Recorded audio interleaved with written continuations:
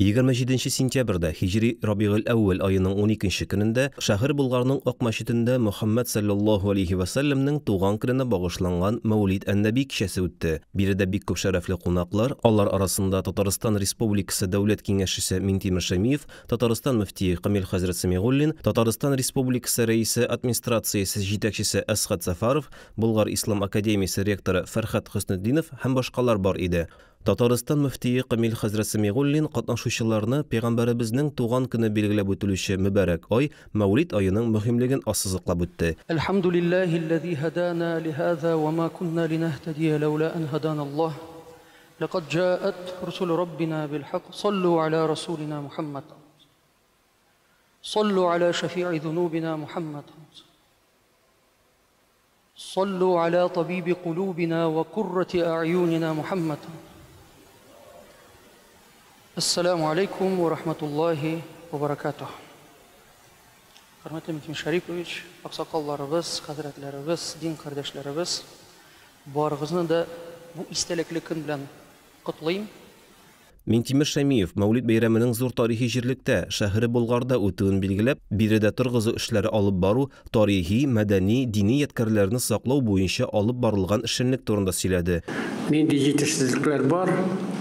Аларны ачыктан-ачык сөйләшеп, әкренләп, матур иттереп өйрәнеп, кулдан килгәнчә тормышка аша башларбыз.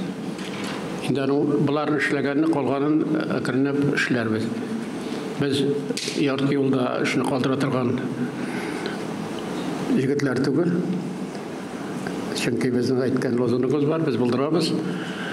Инде шушындай саваплы эшкә тотынганбыз икән, моны безне матур иттереп эшләргә кирәк. Менә Ак мәчеттән алып, менә бу бөтен мәйданны шушы Ислам академиясе нигезендә билим алу, тәрбияләнүгә башларга кирәк.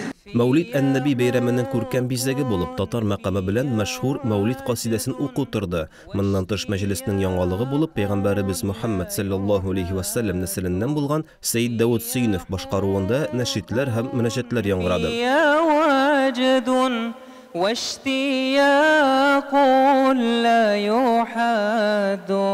يا رسول الله قلبي لم يزل باسمك يشدو. Шара азагында Татарстан мөфтиятының Аксакаллар шурасы рәисе Айрат хәзрәт Әйюпов дуга кылды һәм мөфти Камил хәзрәт Сәмигуллин җитәкчелегендә өйлә намазы укылды.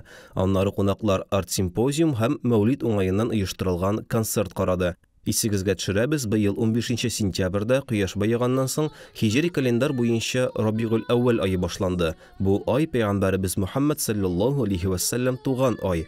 Татарстан мәчетләрендә Мәүлид үткәрү Рабигъл әүвәл ае дәвамында дәвам итәчәк. Алар Аллаһ Расулы саллаллаһу алейхи ва сәлләмнең тормышын өйрәнүне, аңа күпләп салаватлар әйтүне, Коръән аятларын уку, дугалар кылу, вәгазьләр сөйләүне үз эшенә ала. Мәүлид мәҗлесләре пәйгамбәребез саллаллаһу алейхи ва сәлләм узган елны искә төшерү, рухыбызны тәрбияләү һәм ныгытуны максат итеп куя.